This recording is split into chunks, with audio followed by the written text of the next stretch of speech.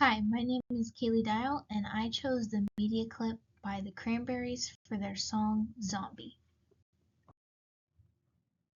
The Cranberries' song Zombie is protesting the Irish Republican Army in response to the two deaths of young children after two bombs went off.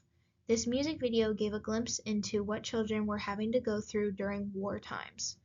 It shows children being beaten and thrown to the ground as the lead singer sings in the background, expressing her anger and frustration with the violence that is happening.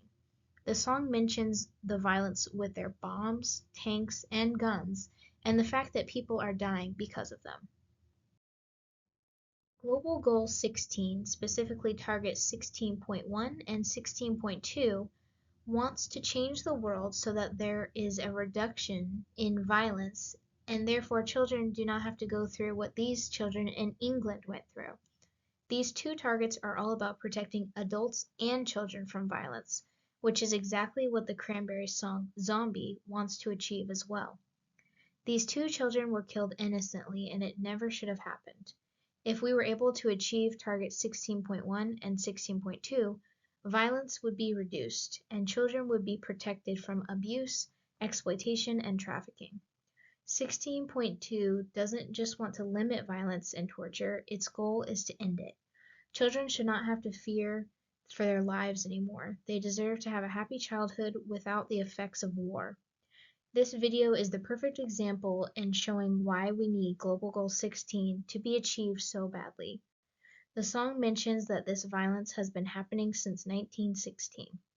The Cranberries are very frustrated with the harm being done to innocent children. They want it to end, just like Global Goal 16 wants children to have better and safer lives. The first term I'm going to talk about is facial displays, which are an important channel of nonverbal communication in which facial expressions communicate information, written by Floyd on page 125. This communication term was found in chapter 5, and Floyd says when people ask a yes or no question in sign language, facial expressions like wide open eyes, eyebrows raised, and the head pushed forward can change the entire meaning of what is being communicated, found on page 128.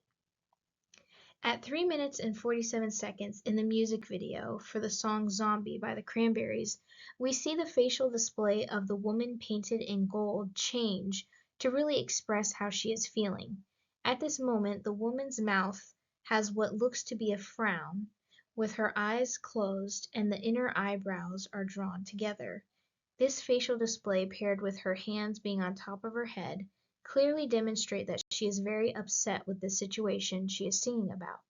This is an example of facial displays because the woman's facial expressions are communicating information as she is singing. The second term I'm going to talk about is haptics, which is the study of ways that touch plays an important role in communicating, written by Floyd on page 130. Floyd explains haptics in chapter 5 and gives many examples of the different types of touch, like hand-holding, which is affectionate, or punching and kicking, which is aggressive, found on page 130 and page 131. Throughout the music video for the song Zombie by the Cranberries, there are many clips included that show violence targeted at children. These clips are an important part in communicating what the song is talking about.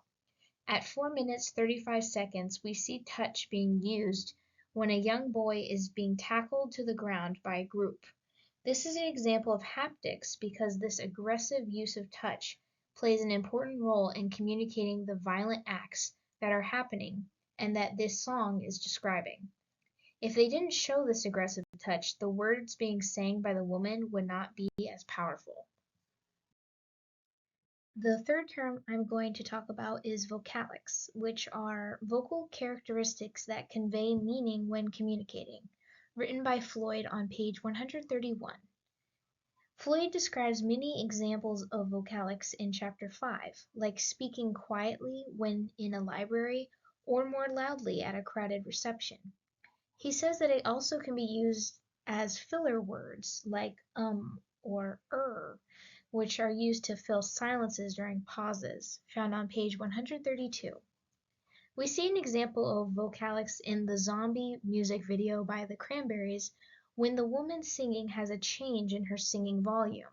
At 1 minute 6 seconds, the woman is singing the line, "Who are we mistaken?" in a normal volume, but then at 1 minute 11 seconds, she says the line, "But you see, it's not me," and her volume raises very quickly, as you can now hear the passion in her voice as she begins the main message of the song.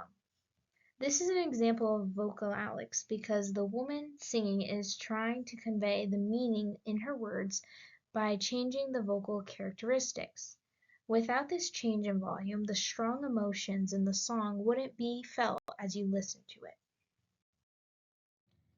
The final term I'm going to discuss is affect displays, which is the communication of emotion through a gesture, written by Floyd on page 130.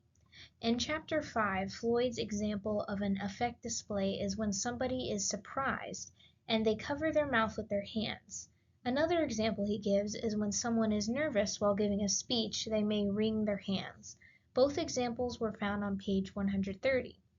In the Zombie music video by the Cranberries, we see an example of affect displays when the woman who is painted gold is leaning up against a cross, and throughout this whole music video, she is flailing her arms around as she sings.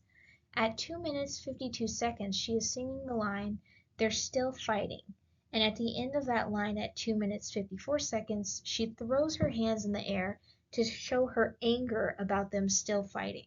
This is an example of an affect display because the woman is clearly passionate as she sings this song that is full of sad lyrics, and to really get the point across, she is throwing her arms around and on top of her head to communicate the whirlwind of emotions that she is feeling. Overall, I have learned a lot about communication over the course of the last 5 assignments. I have learned that communication is a lot more powerful than I ever thought.